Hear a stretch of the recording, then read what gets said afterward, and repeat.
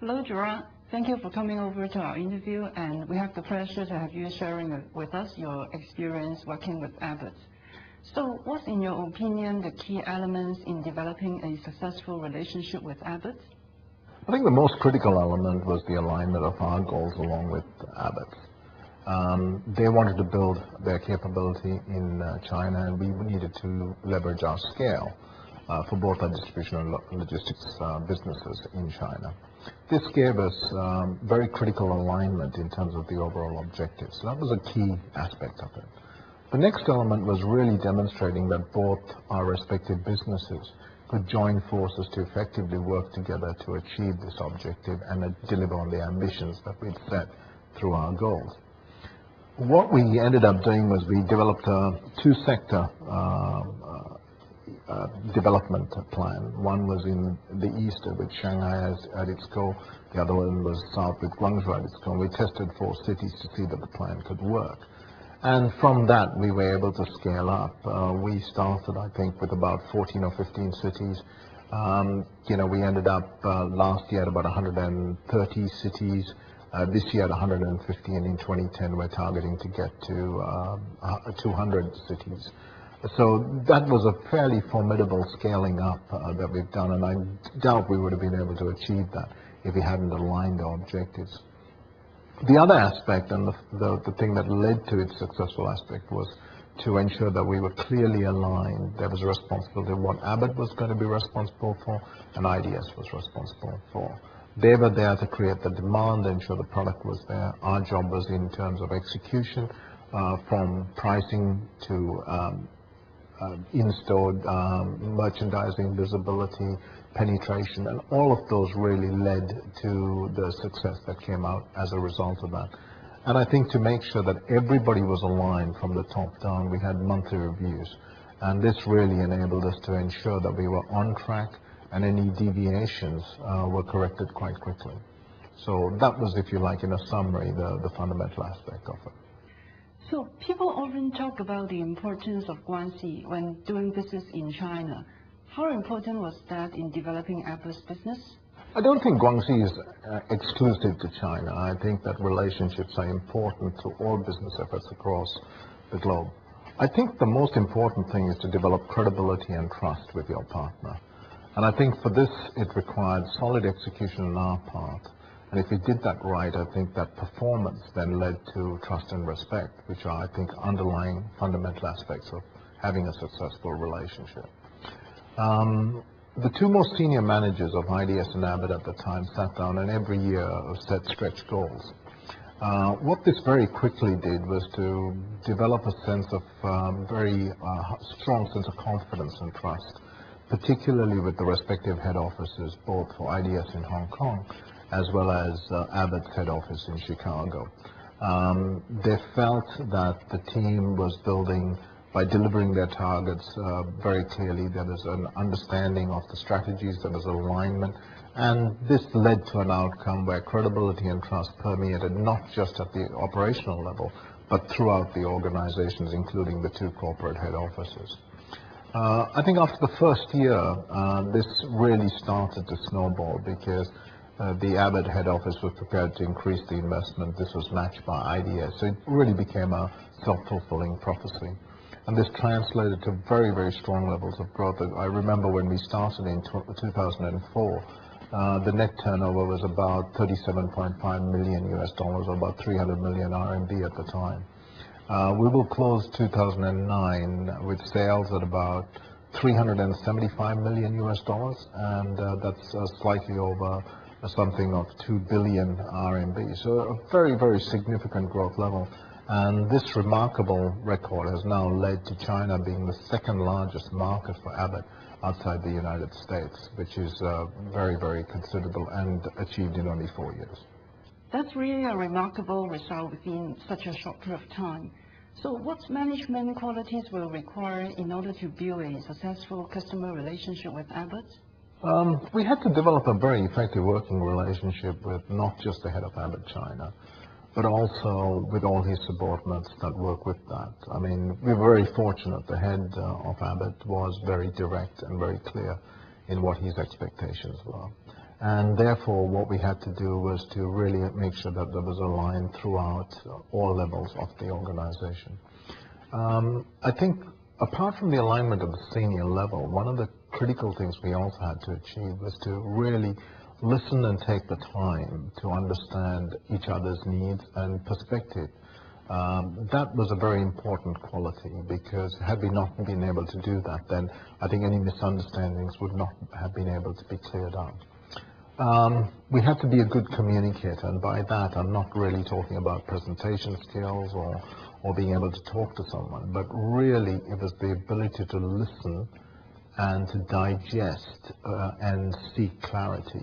Because often, you know, what one person wants, you think you know what they want, but you will find that there are little subtleties that make all the difference. And this became very apparent in our first year when we were working together. The other issue was being able to use the information that was generated. I think these days we generate far too much data, and the challenge is to take that data and make it into actionable information. So the ability to zoom in, look and examine the data, pull out to be able to clarify what needs to be done, secure alignment with Abbott, and then move to execute were vital aspects. And for that we set up monthly meetings. There were regular interface between the two teams to make sure that both stakeholders were clearly aligned so we can move the business forward.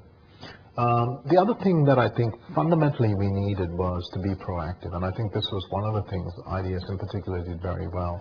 We didn't really wait to be told. We actually picked up the data, turned it into actionable information. When we got to meetings, there was a collaboration where Abbott would say, how about this? And we would say, how about that? And from that, by having two different minds working together, we were able to come up with the best solution. Actually pulling the strategy apart in a meeting room was actually very effective. It actually ensured that once we did get out into the field to execute, it had a higher chance of success. And I think that really sums up what was a very effective working relationship. And as I mentioned in your previous question, led us to have the sustainable growth that's seen their business grow significantly, not just theirs, ours as well. I'm sure there must have been periods of tensions and frictions in the relationship with Abbott. So how did you deal with this? You're right. I mean, with every relationship, you are going to come across disagreements and different challenges. I think the key here was not to get emotional when things happened and to become naturally defensive, but rather one of the things we tried to do constantly was to go back to the facts. Because I think when you have the facts in front of you, it's far easier to ensure that you're talking on a base that becomes neutral. And rather than getting defensive, which I think extends the situation and doesn't move it forward.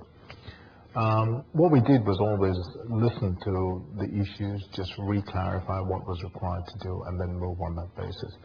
I think our relationship was based very much on give and take, and there were many occasions that we did have alignment, and quite a number of times when we had a misalignment. I think one case in point was when we failed to achieve a target. I think we missed it by 1%. So technically, we shouldn't have been able to achieve any of the objectives, or rather the rewards that came from that miss. But I must say, I mean, Abbott were quite fair. They obviously didn't give us the full recognition, but there was a partial recognition, and I think that went a long way to underscore the mood of both the teams, that we fought the issues very hard, made sure that we implemented them well, but there was give and take, and that was very important. And what do you think will be required to sustain the relationship with Abbott over a long period of time, particularly in light of the rapidly changing business environment in China? I think the key here is to be flexible and adapt to the changing environment. And by this, I fundamentally mean the competitive as well as the market environment, because you're right, quite right to say, I mean, the environment within China is, with all marketplaces, evolving very, very rapidly. So I think there are a few key tenets I would like everybody to keep in mind in terms of going through it. Firstly, one of the key characteristics would be the need to be flexible and agile, to recognize and take action proactively to address the challenges and tackle them accordingly. To be inclusive with your business partner, whether it's Abbott or other partners, it doesn't matter, but be inclusive. For example, with Abbott, one of the things we did was we involved them in the selection of downline wholesalers as we went to expand market penetration. So make it inclusive. Don't be arrogant enough to say that I think I know it all, I know what to do. The fourth factor is continuous feedback, because I think that really helps people understand the issues and the challenges.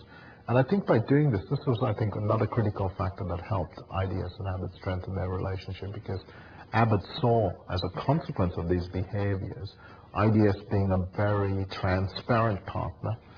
We didn't hide behind anything. We took accountability when things go wrong. And this really led to a very, very constructive outcome, as we've seen by the results.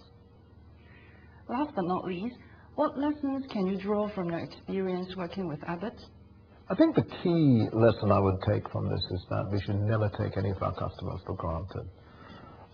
Success breeds confidence. We see it in the sporting arena as well as in business. But we should be wary of becoming overconfident, because from that will come arrogance and then complacency, and then that tends to lead to failure. So I think we should always keep an open mind. I think the reference point I would like to take here was that there was an interesting article at the end of the last millennium where they said, which was the greatest power at the end of the first millennium, and it was China. And one of the things that they lost their power was because they decided they sort of knew everything and closed the doors and didn't let the outside world in. So we have to adopt a similar sort of a way of being outward looking, never growing overly confident. Retention of our customers are just as important as winning new customers. In fact, in some cases, more important. And I think it's really, we are in an extremely strong position today compared to 4 years ago. We have a menu of services which we can use to leverage this, and this has also been useful in being able to drive the business forward with Abbott. Project Compass, which is currently underway, will be a useful tool, and I'd encourage all our management team to embrace these new ideas and these new concepts that give us scale, leverageability, and more importantly, add value to our customers.